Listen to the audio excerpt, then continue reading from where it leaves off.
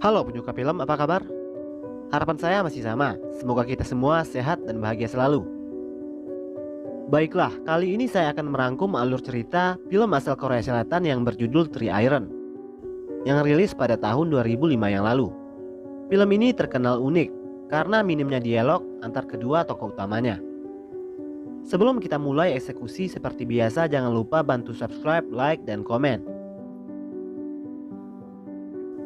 Film dibuka oleh karakter bernama Tae-suk, yang di awal terlihat sedang menempelkan selebaran poster iklan dari pintu rumah ke pintu rumah yang lain.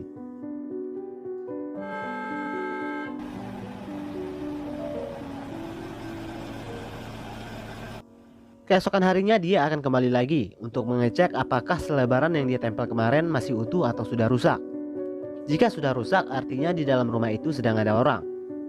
Dan jika masih utuh, kemungkinan rumah tersebut sedang kosong atau penghuninya sedang berpergian. Setelah itu dia akan masuk ke rumah tersebut, bukan untuk mencuri barang-barang berharga yang ada di dalamnya, tapi hanya untuk menumpang mandi, makan, dan tidur. Dengan kata lain, dia hanyalah numpang menginap atau bermalam saja di rumah itu.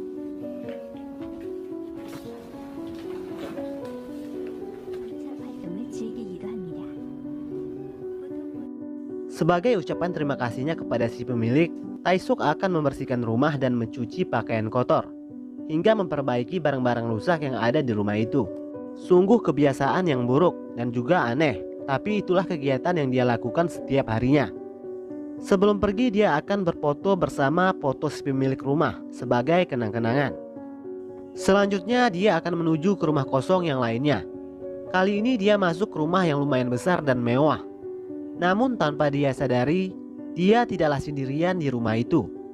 Ada seorang wanita cantik yang tampak murung dengan muka yang terlihat bonyok.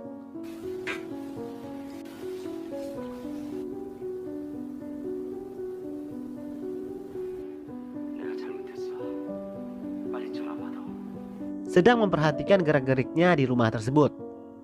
Wanita itu bernama Sun Hwa, yang merupakan mantan seorang model, yang menikah dengan seorang pria kaya bernama Min Kyu. Pernikahan Sun Hwa tidaklah harmonis karena suaminya itu adalah seorang yang ringan tangan. Tae-suk yang masih tak sadar sedang diperhatikan, sibuk dengan kegiatan seperti biasanya, yaitu mandi, makan, mencuci, dan juga memperbaiki barang-barang rusak.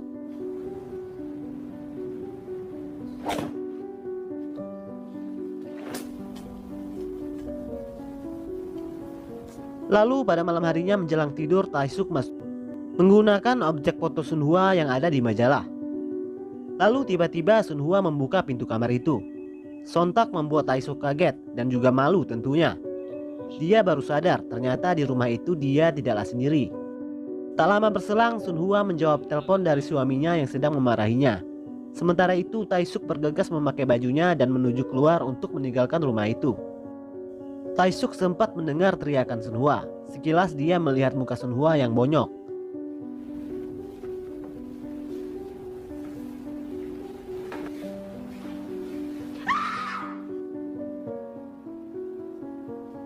Lalu dia pun pergi. Di tengah jalan, Tae-suk memutuskan untuk kembali lagi ke rumah itu karena kepikiran melihat Sun Hwa yang sepertinya dalam masalah. Sesampainya dia melihat Sun Hwa tengah menangis terisak-isak di dalam bak mandi. Merasa iba, dia pun mengambil pakaian kotor milik Sun Hwa dan menggantinya dengan yang baru. Sun Hwa yang sudah selesai mandi lalu memakai pakaian yang dipilih oleh Tae-suk.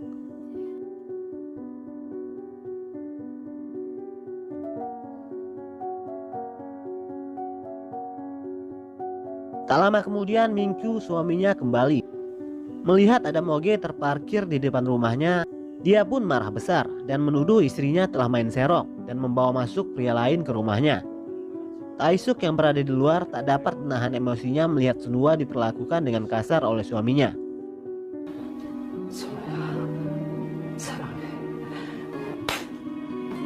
Min Kyu yang melihat ada orang asing masuk ke rumahnya mencoba untuk menelpon polisi. Melihat itu, Tae-suk memukul kencang bola golf ke arah Min Kyu berkali-kali hingga dia tumbang karena menahan rasa sakit.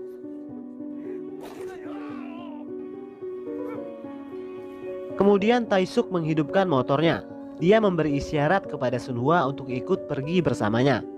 Tanpa pikir panjang, Sun Hwa lalu meninggalkan suaminya yang kasar itu. dan pergi bersama Taesuk. Dari sinilah petualangan mereka berdua dimulai. Mereka berdua memasuki rumah kosong ke rumah kosong yang lainnya. Lalu mereka berbagi tugas. Taesuk yang memasak makanan, sementara Sunhwa yang mencuci pakaian. Di sini Taesuk sudah mulai menyukai Sunhwa.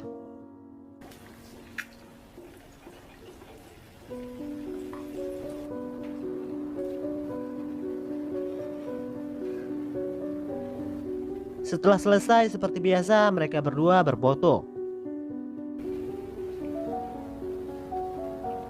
Rumah kosong selanjutnya yang mereka masuki adalah rumah seorang petinju. Di dalamnya Sunhwa meminta Taesuk untuk memotong rambutnya. Mukanya yang tadinya muram sekarang sudah berubah menjadi sedikit lebih ceria.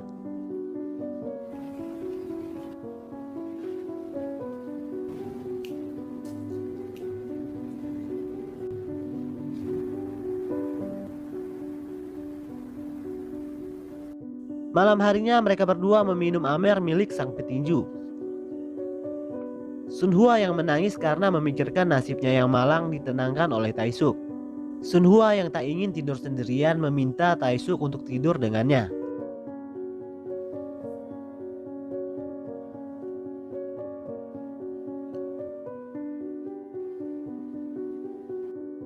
Tepat pada tengah malam hari, sepemilik rumah pun pulang. Seorang petinju yang melihat ada dua orang asing tertidur pulas di kamarnya bisa ditebak apa yang akan terjadi selanjutnya. Taesuk pun babak belur dihajar oleh si petinju.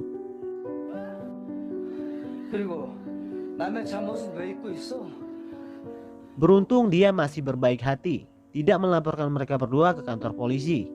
Taesuk yang masih emosi karena telah dihajar, memilih menenangkan hatinya dengan bermain golf di tengah jalan raya. Sunhwa sudah melarangnya untuk berhenti bermain, namun Taesuk tidak memperdulikannya.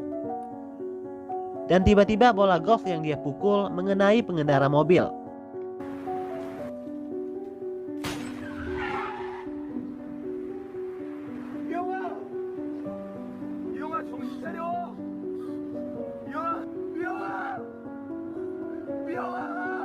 Melihat ada yang terkorban karena ulahnya, Taesuk menangis karena menyesal, lalu ditenangkan oleh Sunhwa.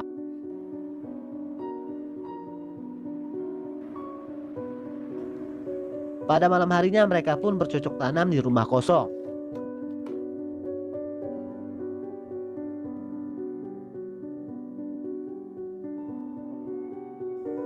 Dan di keesokan harinya mereka melanjutkan perjalanan mereka lagi menuju ke rumah kosong yang berikutnya. Dan di rumah kosong itu mereka menemukan pemiliknya, seorang pria lansia telah tewas di dapur. Taesuk sudah mengajak Sunhwa untuk meninggalkan rumah itu, namun dia menolak dan memilih memandikan dan mengkafankan jasad si pemilik rumah itu. Lalu mereka menguburnya di belakang rumah. Setelah selesai mereka lalu makan siang.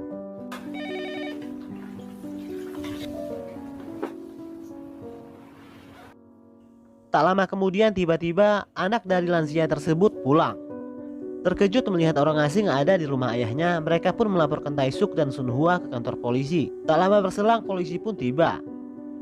Lalu mereka berdua dibawa ke kantor polisi dan diinterogasi di ruangan terpisah perihal menghilangnya bapak tua si pemilik rumah itu. Taesuk yang enggan buka mulut membuat polisi menjadi emosi. Taesuk pun dipukul bertubi-tubi. Sunhwa yang tak tega melihat Taesuk dipukul habis-habisan, akhirnya dia memberitahu di mana mereka menguburkan jasad lansia tersebut.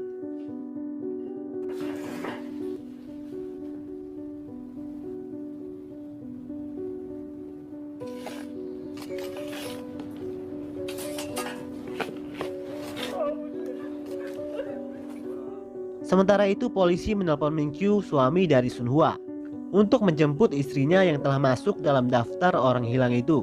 Di kantor polisi dia sempat menyerang Taesuk. Dia tak mampu menahan emosinya karena Taesuk telah melarikan istrinya.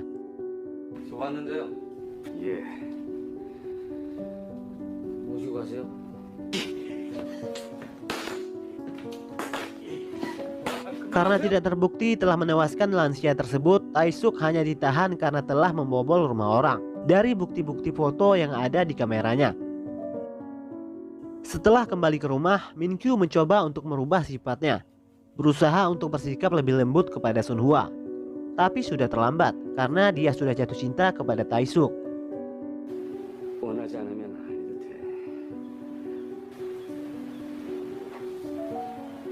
Min-kyu yang masih dendam dengan Tae-suk mencoba untuk menyogok polisi agar mengizinkannya menghajar Tae-suk dengan bola golf seperti yang Tae-suk lakukan kepadanya waktu itu. Lalu Tae-suk dibawa oleh polisi ke tempat yang sepi. Di sana Min-kyu melampiaskan segala amarahnya dengan memukul kencang bola golf berkali-kali ke arah Tae-suk yang sedang terborgol.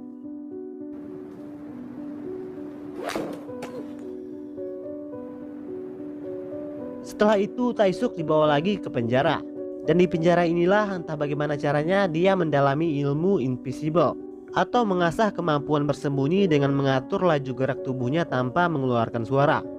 Setiap hari Tae-suk menjadikan sipir penjara sebagai objek melatih ilmu barunya itu. Sipir penjara itu pun dibuat kesal dengan aksi menghilangnya tersebut. Akibatnya Tae-suk sering dihajar dengan pentungan milik si sipir. 왜 자꾸 숨어?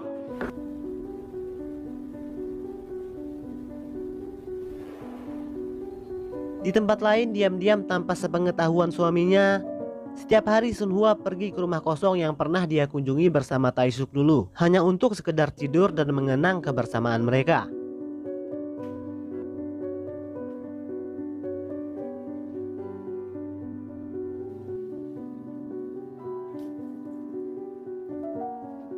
Kemampuan bersembunyi Tae-suk semakin hari semakin baik, hingga sipir penjara tersebut terkecoh dengan aksinya.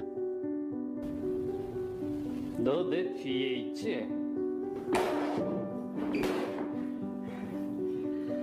좀 더 연습해야 되겠네. Min-kyu dapat kabar dari polisi kalau Tae-suk akan segera keluar dari penjara. Lalu dia mengajak Sunhwa untuk pindah dari rumah itu. Namun dia menolak. Singkat cerita, Tae-suk pun akhirnya bebas. Lalu dia mempraktekkan ilmu barunya dengan membalaskan dendamnya kepada polisi yang menerima sogokan tadi.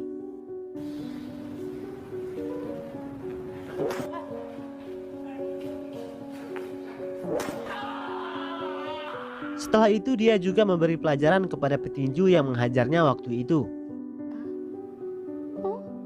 그만하자.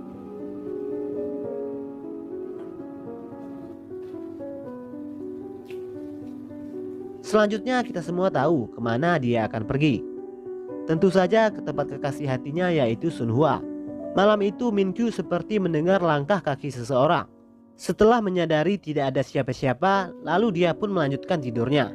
Namun Sunhwa menyadari kalau itu adalah Tae-suk. Setelah suaminya tidur, dia keluar dari kamar untuk bertemu dengan Tae-suk. Mereka pun reunian di depan cermin.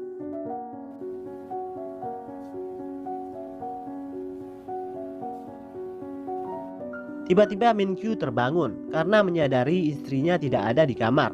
Min-kyu bertanya, apa yang sedang kamu lakukan? Dan untuk pertama kalinya di film ini, Sunhwa berbicara dan mengucapkan kata aku mencintaimu. Min-kyu berpikir kalau ucapan itu adalah untuk dirinya. Padahal ucapan itu ditujukan oleh Sunhwa kepada Tae-suk. Keesokan paginya Sunhwa memasak makanan untuk porsi 3 orang. Min-kyu berpikir kalau makanan itu dimasak oleh Sunhwa untuk dirinya. Dia masih tak menyadari kalau ada Tae-suk yang juga tinggal di rumah itu dan juga ikut makan tepat berada di belakangnya.